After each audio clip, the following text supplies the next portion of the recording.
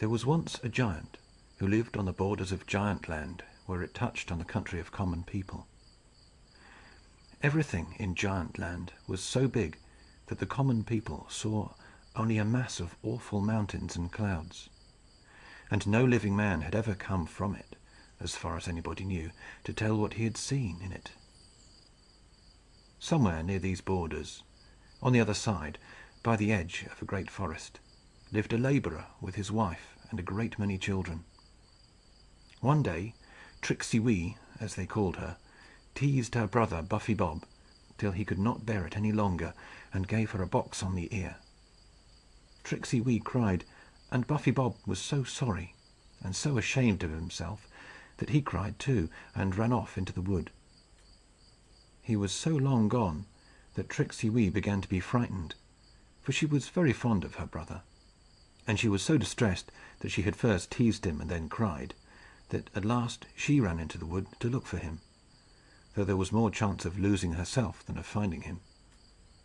And so indeed it seemed likely to turn out, for running on without looking, she at length found herself in a valley she knew nothing about. And no wonder, for what she thought was a valley with round rocky sides was no other than the space between two of the roots of a great tree that grew on the borders of Giantland. She climbed over the side of it, and went towards what she took for a black, round-topped mountain far away, but which she soon discovered to be close to her, and to be a hollow place so great that she could not tell what it was hollowed out of. Staring at it, she found that it was a doorway, and going nearer and staring harder, she saw the door far in, with a knocker of iron upon it, a great many yards above her head, and as large as the anchor of a big ship. Now, nobody had ever been unkind to Tricksey Wee, and therefore she was not afraid of anybody. For Buffy Bob's box on the ear she did not think worth considering. So, spying a little hole at the bottom of the door, which had been nibbled by some giant mouse, she crept through it, and found herself in an enormous hall. She could not have seen the other end of it at all, except for the great fire that was burning there, diminished to a spark in the distance. Towards this fire she ran as fast as she could, and was not far from it when something fell before her with a great clatter, over which she tumbled and went rolling on the floor. She was not much hurt, however, and got up in a moment. Then she saw that what she had fallen over was not unlike a great iron bucket.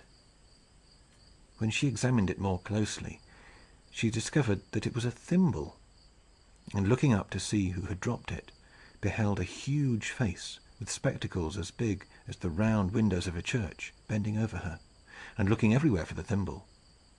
Tricksey Wee immediately laid hold of it with both her arms, and lifted it about an inch nearer to the nose of the peering giantess. This movement made the old lady see where it was, and, her finger popping into it, it vanished from the eyes of Tricksey Wee, buried in the folds of a white stocking like a cloud in the sky, which Mrs. Giant was busy darning. For it was Saturday night, and her husband would wear nothing but white stockings on Sunday. To be sure, he did eat little children, but only very little ones, and if it ever crossed his mind that it was wrong to do so, he always said to himself that he wore whiter stockings on Sunday than any other giant in all Giantland. At the same instant, Tricksey Wee heard a sound like the wind in a tree full of leaves, and could not think what it could be, till, looking up, she found that it was the giantess whispering to her, and when she tried very hard, she could hear what she said well enough. "Run away, dear little girl," she said, "as fast as you can, for my husband will be home in a few minutes." "But I have never been naughty to your husband," said Tricksey Wee, looking up into the giantess's face. "That doesn't matter. You had better go. He is fond of little children, particularly little girls." "Oh, then he won't hurt me." "I am not sure of that. He is so fond of them that he eats them up, and I am afraid he couldn't help hurting you a little. He's a very good man, though." "Oh, then," began Tricksey Wee, feeling rather frightened. But before she could finish her sentence, she heard the sound of footsteps very far apart, and very heavy. The next moment, who should come running towards her, full speed and as pale as death, but Buffy Bob. She held out her arms, and he ran into them, but when she tried to kiss him, she only kissed the back of his head, for his white face and round eyes were turned to the door. "Run, children, run and hide," said the giantess. "Come, Buffy," said Tricksey. "Yonder's a great brake. We'll hide in it." The brake was a big broom, and they had just got into the bristles of it when they heard the door open with a sound of thunder, and in stalked the giant. You would have thought you saw the whole earth through the door when he opened it, so wide was it, and when he closed it, it was like nightfall. "Where is that little boy?" he cried, with a voice like the bellowing of a cannon. "He looked a very nice boy indeed. I am almost sure he crept through the mouse hole at the bottom of the door. Where is he, my dear?" "I don't know," answered the giantess. "But you know it is wicked to tell lies, don't you, my dear?" retorted the giant. "Now, you ridiculous old Thump," said his wife, with a smile as broad as the sea in the sun. "How can I mend your white stockings and look after little boys? You have got plenty to last you over Sunday, I'm sure. Just look what good little boys they are." Tricksey Wee and Buffy Bob peered through the bristles and discovered a row of little boys, about a dozen, with very fat faces and goggle eyes, sitting before the fire and looking stupidly into it. Thump intended the most of these for pickling, and was feeding them well before salting them. Now and then, however, he could not keep his teeth off them, and would eat one by the by, without salt. He strode up to the wretched children. Now, what made them very wretched indeed was that they knew if they could only keep from eating and grow thin, the giant would dislike them and turn them out to find their way home. But notwithstanding this, so greedy were they that they ate as much as ever they could hold. The giantess, who fed them, comforted herself with thinking that they were not real boys and girls, but only little pigs pretending to be boys and girls. "Now tell me the truth," cried the giant, bending his face down over them. They shook with terror, and everyone hoped it was somebody else the giant liked best. "Where is the little boy that ran into the hall just now? Whoever tells me a lie shall be instantly boiled." He's in the broom," cried one dough-faced boy. "He's in there, and a little girl with him." "The naughty children!" cried the giant. "To hide from me!" And he made a stride towards the broom. "Catch hold of the bristles, Bobby. Get right into a tuft and hold on," cried Tricksey Wee, just in time. The giant caught up the broom, and seeing nothing under it, set it down again with a force that threw them both on the floor. He then made 2 strides to the boys, caught the dough-faced one by the neck, and took the lid off a great pot that was boiling on the fire, popped him in as if he had been a truss chicken, and put the lid on again, saying, "There, boys, see what comes of lying." Asked no more questions, for, as he always kept his word, he was afraid he might have to do the same to them all, and he did not like boiled boys. He liked to eat them crisp, as radishes, whether forked or not, ought to be eaten. He then sat down and asked his wife if his supper was ready. She looked into the pot, and throwing the boy out with the ladle, as if he had been a black beetle that had tumbled in and had the worst of it, answered that she thought it was. Whereupon he rose to help her, and taking the pot from the fire, poured the whole contents, bubbling and splashing, into a dish like a vat. Then they sat down to supper. The children in the broom could not see what they had, but it seemed to agree with them, for the giant talked like thunder, and the giantess answered like the sea, and they grew chattier and chattier. At length the giant said, "I don't feel quite comfortable about that heart of mine." And as he spoke, instead of laying his hand upon his bosom, he waved it away towards the corner where the children were peeping from the broom bristles like frightened little mice. "Well, you know, my darling Thump," answered his wife, "I always thought it ought to be nearer home. But you know best, of course." "Ha, ha! You don't know where it is, wife. I moved it a month ago." "Oh, what a man you are, Thump! You trust any creature alive rather than your wife." Here the giantess gave a sob which sounded exactly like a wave going flop into the mouth of a cave up to the roof. "Where have you got it now?" she resumed, checking her emotion. "Well, Doodlem, I don't mind telling you," answered the giant soothingly. "The great she-eagle has got it for a nest-egg. She sits on it night and day, and thinks she will bring the greatest eagle out of it that ever sharpened his beak on the rocks of Mount Skycrack. I can warrant no one else will touch it while she has got it. But she is rather capricious, and I confess I am not easy about it. For the least scratch of one of her claws would do for me at once, and she has claws." I refer anyone who doubts this part of my story to certain chronicles of Giantland preserved among the Celtic nations. It was quite a common thing for a giant to put his heart out to nurse, because he did not like the trouble and responsibility of doing it himself, although I must confess it was a dangerous sort of plan to take, especially with such a delicate viscus as the heart. All this time Buffy Bob and Tricksey Wee were listening with long ears. "Oh," thought Tricksey Wee, "if I could but find the giant's cruel heart, wouldn't I give it a squeeze!" The giant and giantess went on talking for a long time. The giantess kept advising the giant to hide his heart somewhere in the house, but he seemed afraid of the advantage it would give her over him. "You could hide it at the bottom of the flour barrel," said she. "That would make me feel choky," answered he. "Well, in the coal cellar, or in the dust hole, that's the place. No one would think of looking for your heart in the dust hole." "Worse and worse!" cried the giant. "Well, the water butt," suggested she. "No, no, it would grow spongy there," said he. "Well, what will you do with it?"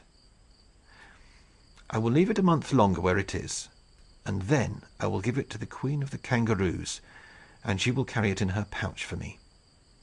It is best to change its place, you know, lest my enemies should scent it out.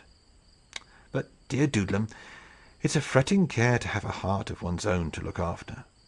The responsibility is too much for me. If it were not for a bite of a radish now and then, I could never bear it." Here the giant looked lovingly towards the row of little boys by the fire, all of whom were nodding or asleep on the floor. "Why don't you trust it to me, dear Thunderthump?" said his wife.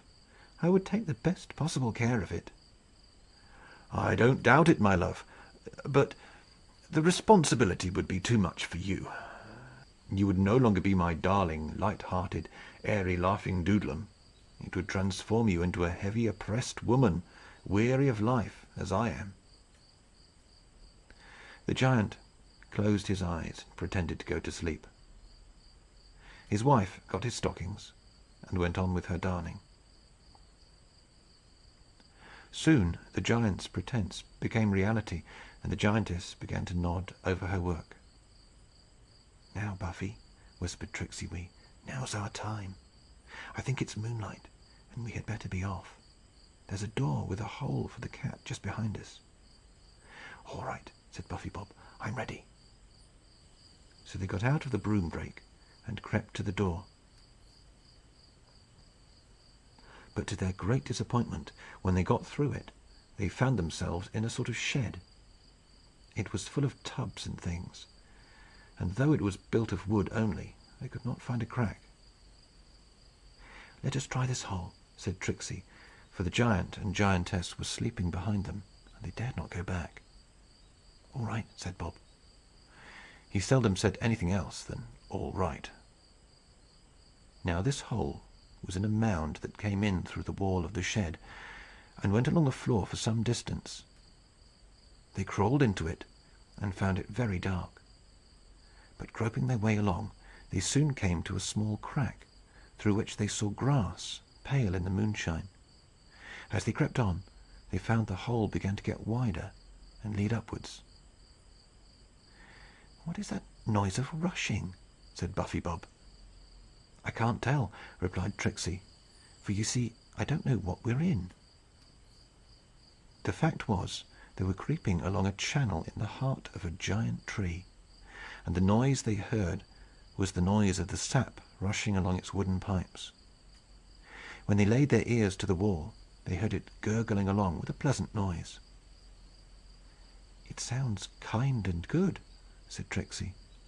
"It is water running. Now it must be running from somewhere to somewhere. I think we had better go on, and we shall come somewhere."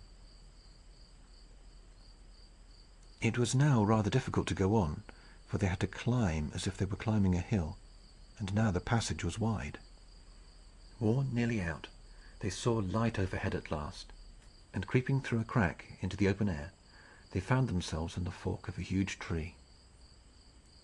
A great, broad, uneven space lay around them, out of which spread boughs in every direction, the smallest of them as big as the biggest tree in the country of common people. Overhead were leaves enough to supply all the trees they had ever seen. Not much moonlight could come through, but the leaves would glimmer white in the wind at times. The tree was full of giant birds. Every now and then one would sweep through with a great noise, but except an occasional chirp sounding like a shrill pipe in a great organ, they made no noise. All at once an owl began to hoot. He thought he was singing. As soon as he began, other birds replied, making rare game of him. To their astonishment, the children found they could understand every word they sang. And what they sang was something like this: "I will sing a song, I'm the owl. Sing a song, you sing-song, ugly fowl. What will you sing about, night in and day out? Sing about the night, I'm the owl. You could not see for the light, stupid fowl. Oh, the moon and the dew, and the shadows to woo." The owl spread out his silent, soft, sly wings, and lighting between Tricksey Wee and Buffy Bob, nearly smothered them, closing up one under each wing. It was like being buried in a down bed. But the owl did not like anything between his sides and his wings, so he opened his wings again, and the children made haste to get out. Tricksey Wee immediately went in front of the bird, and looking up into his huge face, which was as round as the eyes of a giantess's spectacles, and much bigger, dropped a pretty curtsy, and said, "Please, Mr. Owl, I want to whisper to you." "Very well, small child," answered the owl, looking important and stooping his ear towards her. "What is it?" "Please tell me where the eagle lives that sits on the giant's heart." "Oh, you naughty child! That's a secret. For shame!" And with a great hiss that terrified them, the owl flew into the tree. All birds are fond of secrets, but not many of them can keep them so well as the owl. So the children went on, because they did not know what else to do.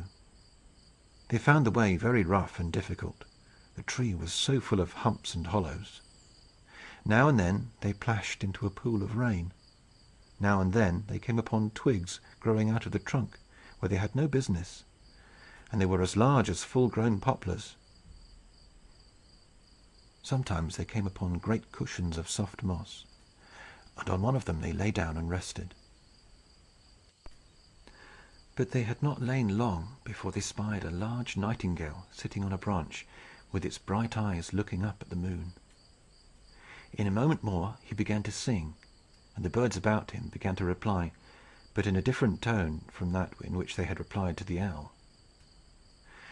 Oh, the birds did call the nightingale such pretty names!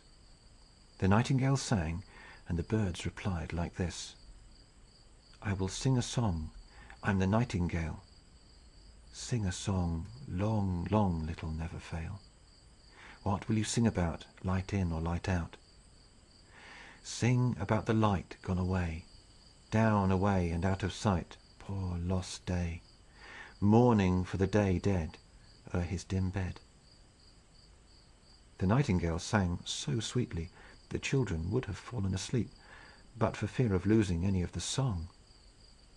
When the nightingale stopped, they got up and wandered on.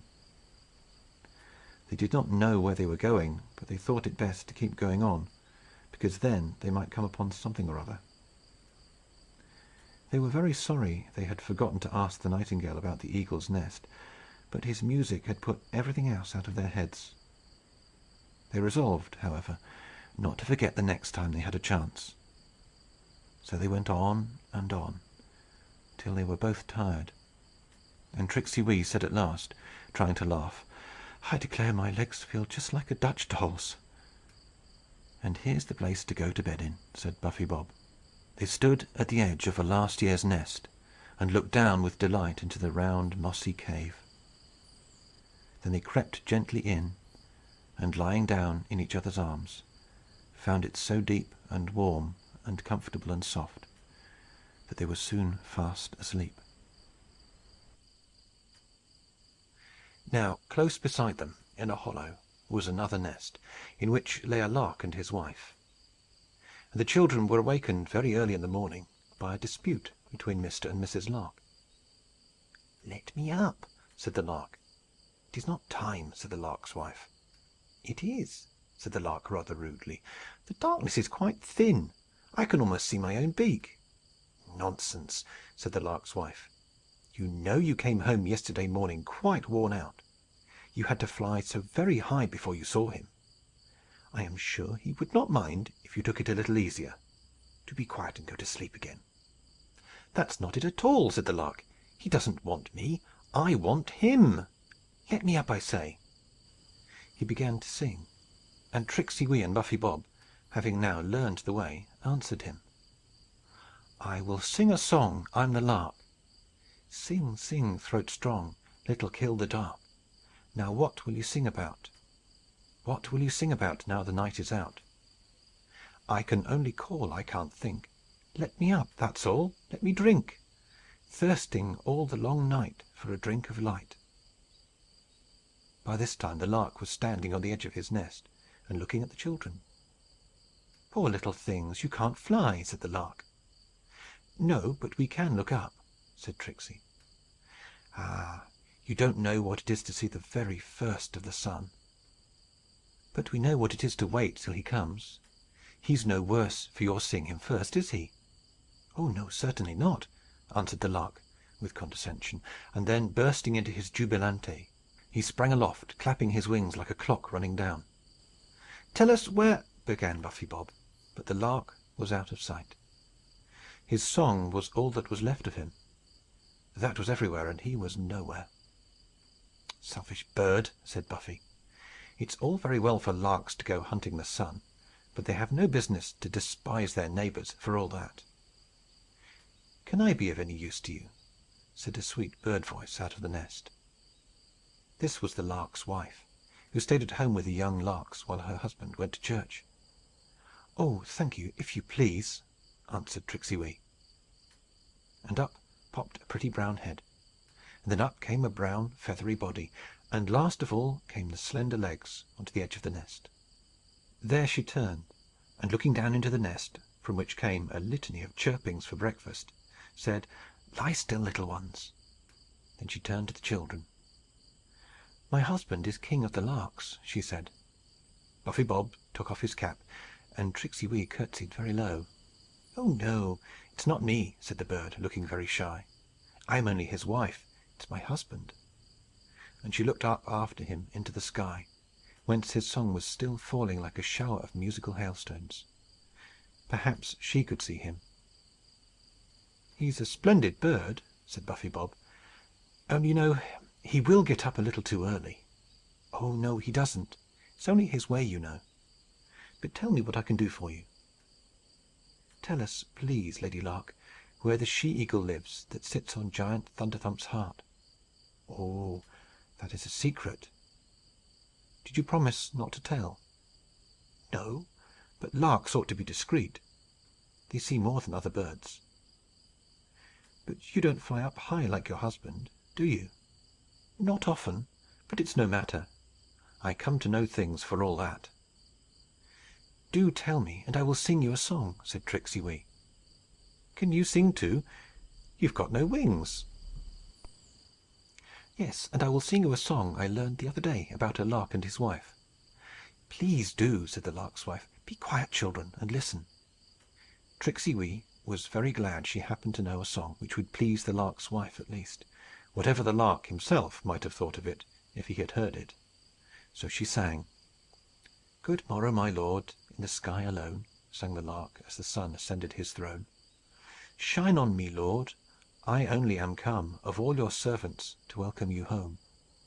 I have flown a whole hour right up, I swear, to catch the first shine of your golden hair."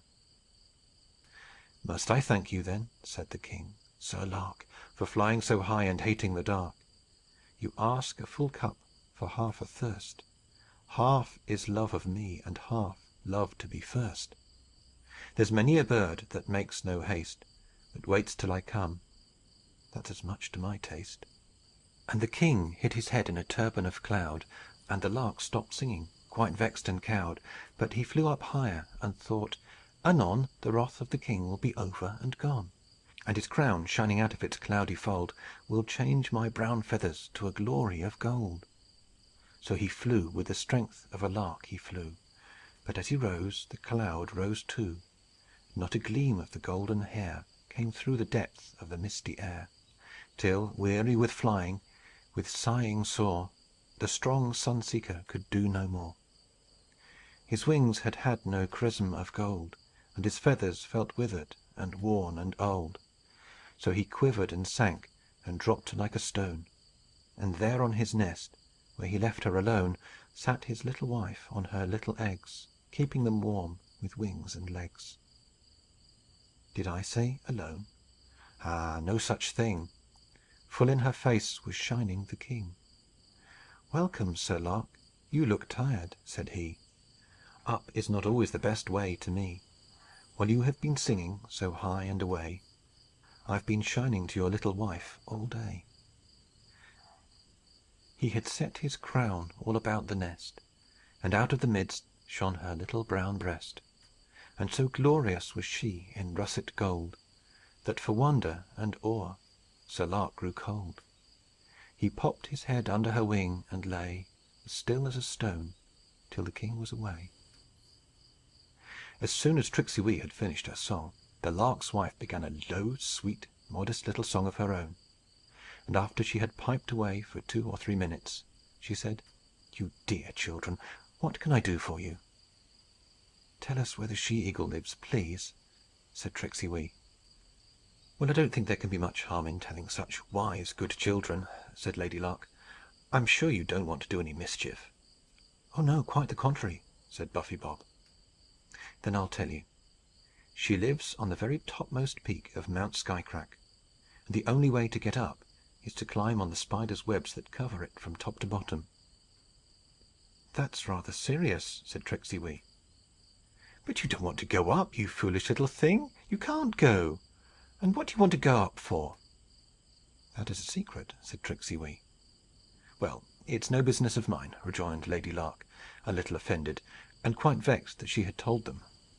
So she flew away to find some breakfast for her little ones, who by this time were chirping very impatiently. The children looked at each other, joined hands, and walked off. In a minute more the sun was up, and they soon reached the outside of the tree.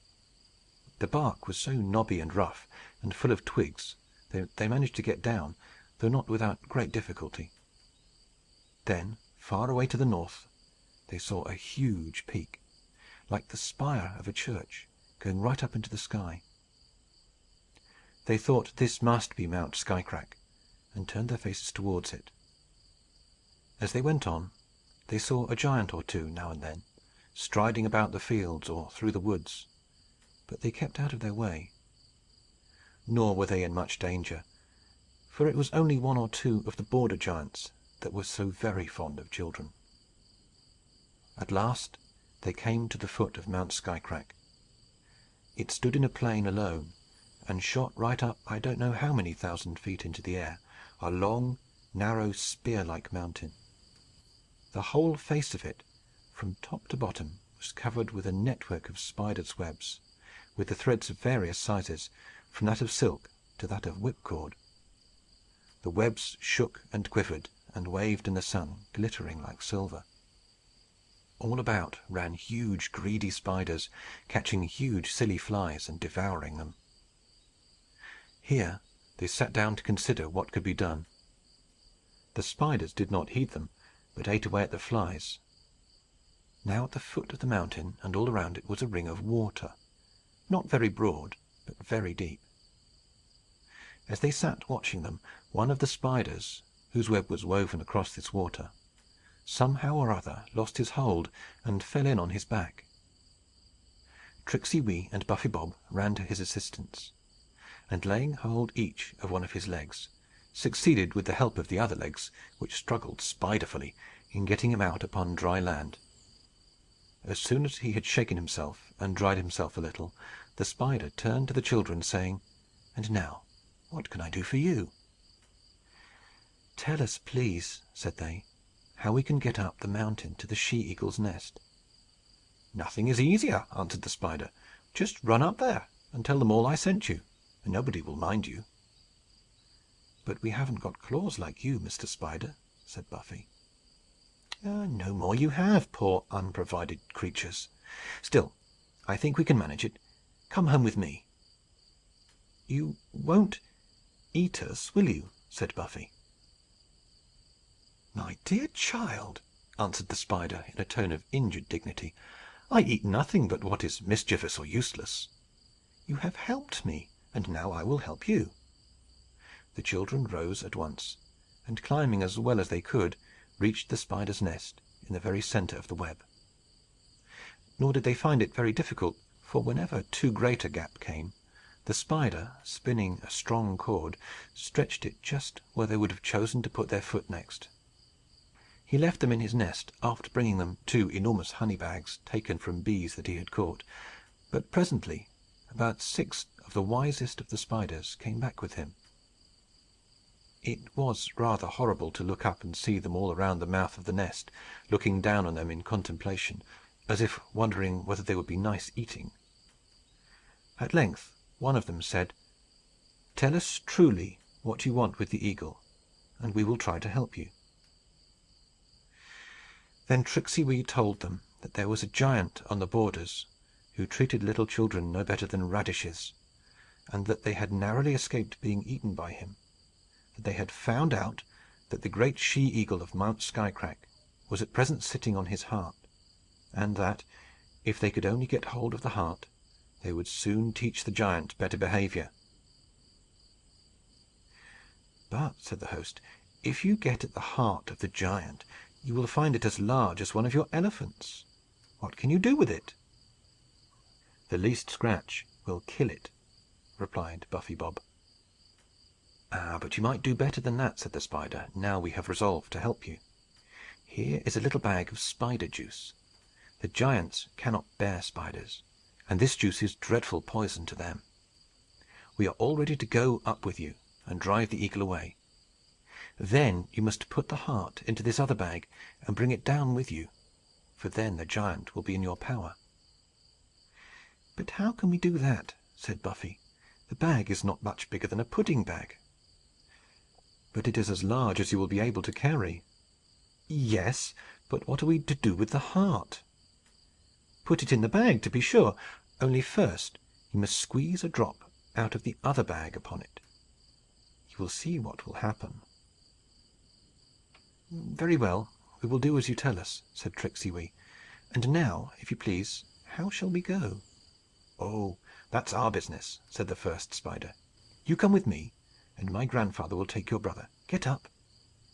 So Tricksey Wee mounted on the narrow part of the spider's back, and held fast; and Buffy Bob got on the grandfather's back; and up they scrambled, over one web after another, up and up so fast; and every spider followed, so that when Tricksey Wee looked back, she saw a whole army of spiders scrambling after them. "What can we want with so many?" she thought; but she said nothing. The moon was now up, and it was a splendid sight below and around them. All Giantland was spread out under them, with its great hills, lakes, trees, and animals.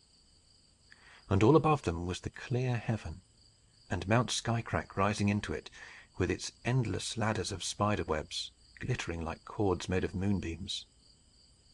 And up the moonbeams went, crawling and scrambling and racing, a huge army of spiders.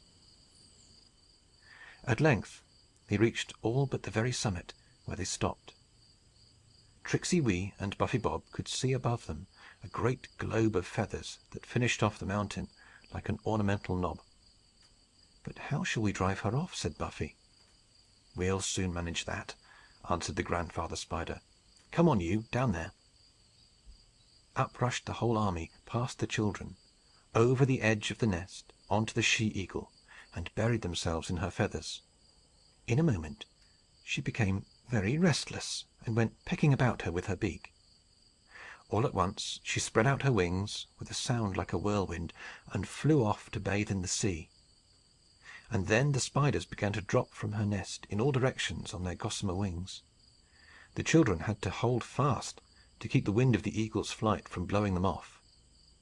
As soon as it was over, they looked into the nest, and there lay the giant's heart, an awful and ugly thing.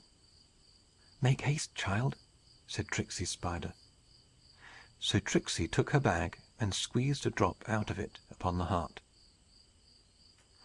She thought she heard the giant give a far-off roar of pain, and she nearly fell from her seat with terror.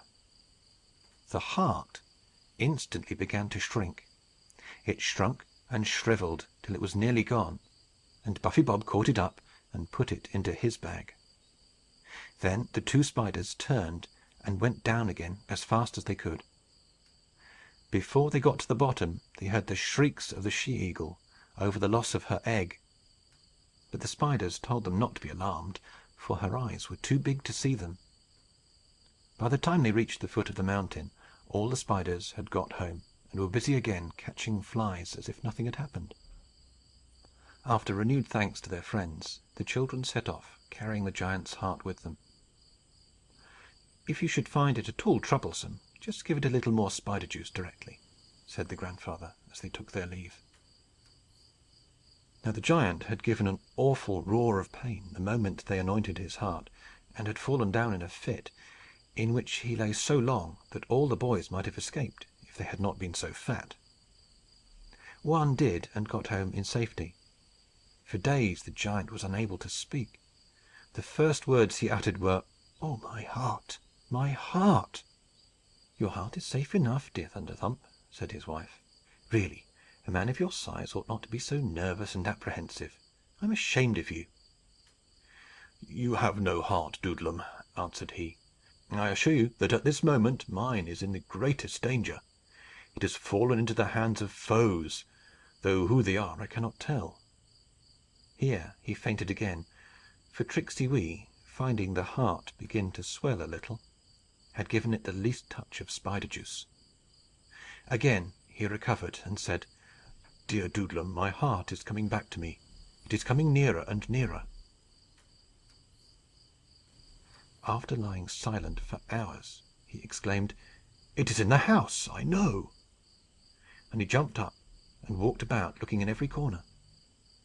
As he rose, Tricksey Wee and Buffy Bob came out of the hole in the tree root, and through the cat-hole in the door, and walked boldly towards the giant.